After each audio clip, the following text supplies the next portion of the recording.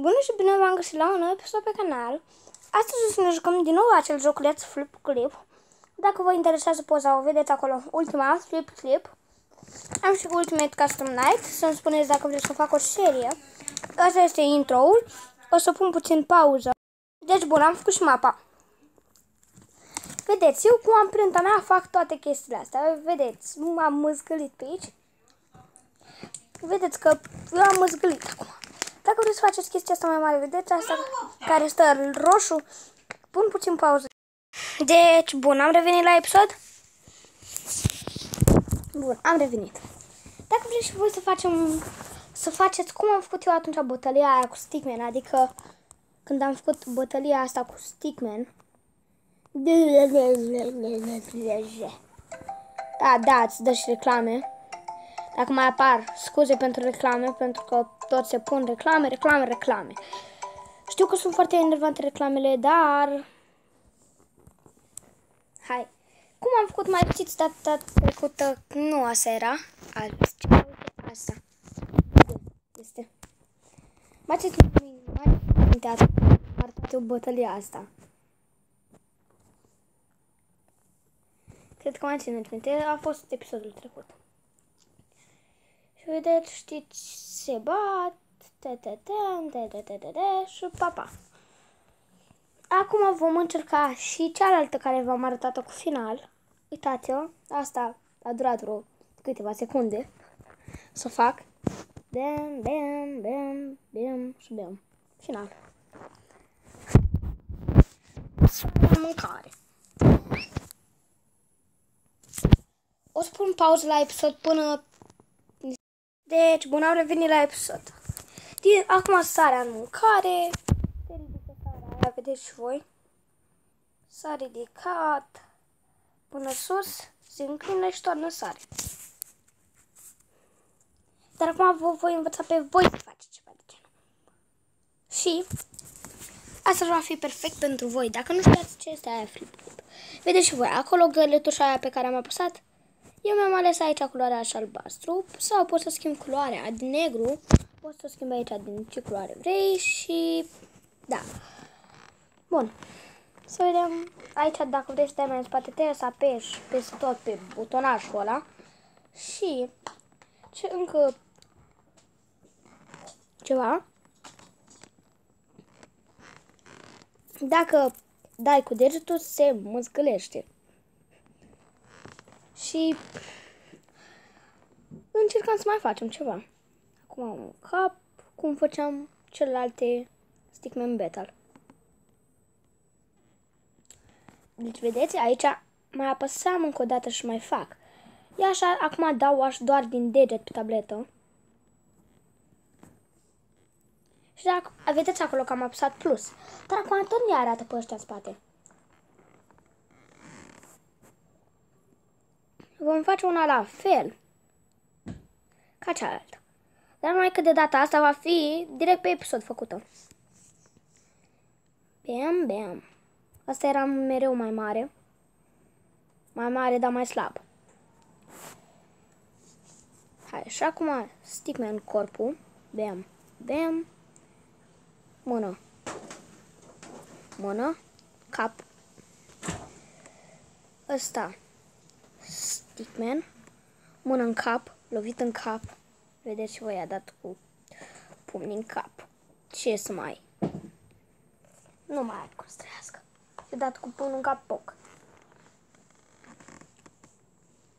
Plus. Asta au fugit, că n-avea ce să facă. Mereu, după ce se dă o lovitură, se fuge ca Naruto.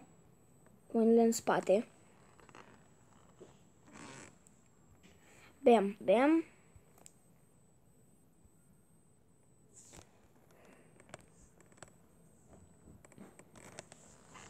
Dar numai că mi-am făcut să stea ca Naruto.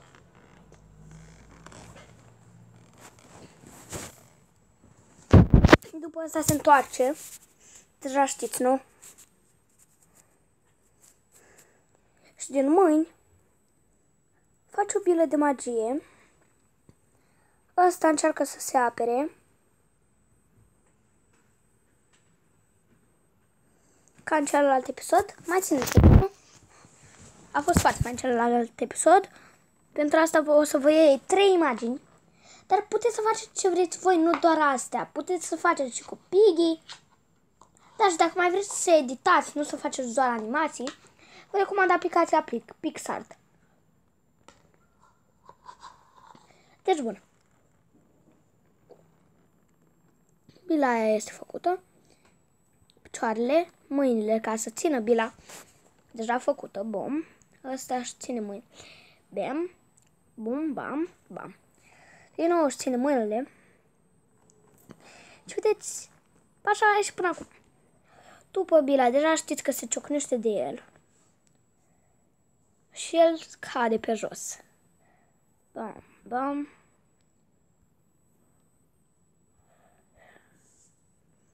Deja știți că ăsta credea că a câștigat.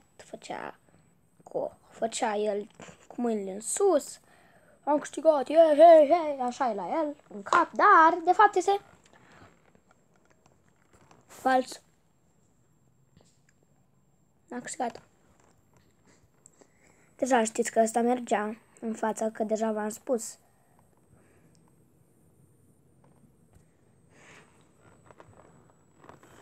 Uihi! Dar țineți minte că ăsta se ridica. Nu? Deci, bun, s-a ridicat mai sus. Ăsta s-a oprit și se uită. Ăsta data trecută n-a plecat din imagine. Țineți minte că după s-a ridicat de tot. Bam, bam, babam.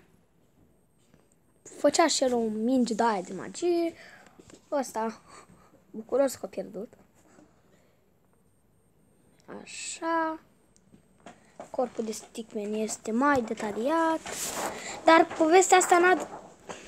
povestea trecută n-a durat doar 10 minute.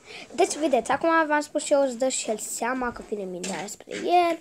Când este foarte aproape, el își dă seama. Când este mai aproape, bum.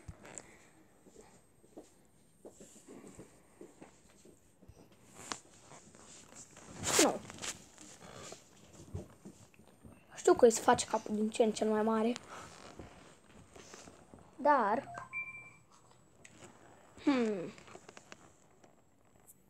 Mingea se apropia mai tare. Și se face și mai mare în același timp.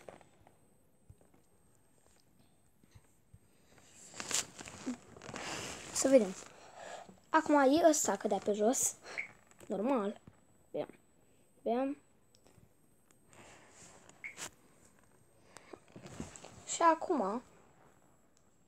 Acolo vedeți jos, acolo imaginile astea de care derulez eu. Vedeți play-ul ăla de acolo. Uitați cum se vede dacă dau play-ul ăla. Deci niciodată să nu apăsați play-ul ăla. Dacă faceți voi o poveste.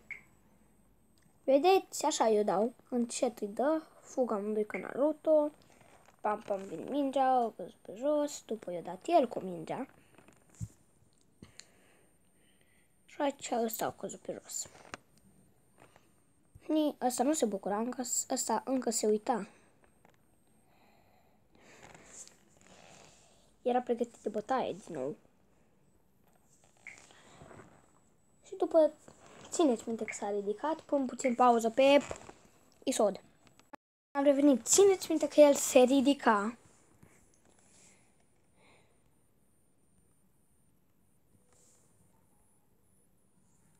Se ridica. Ăsta tot era pregătit de luptă. Bam. Acum el se ducea în picioare. Țineți minte că el venea să facă pace. Și ăsta se apropie. Că știa că o să se ridice. Cu o minge de aia n-are cum să omoară un om. Deci, să vedem și să vedem. Nu cred că mai putem sta până se termină tot ăla, deci hai să ne uităm la asta care deja este făcut.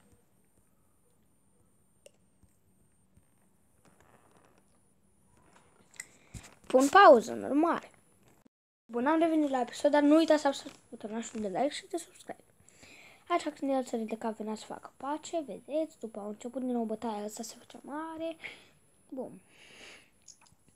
După îi dădea cu toporul în cap. Îi sărea un picior. O să o ajuta de pe aici, de pe la 20 de pagini. La dedicație a dat o magie de heal. Și să-i refacă picioarele. Amândouă câștigat, își făceau din mână. A primit un healing de la o magie de healing de la prieten. După i-a dat un ursuleț de jucărie și a dispărut. Final. Pa, pa. Deci bun, și cam atât a fost cu acest episod. Pa, pa.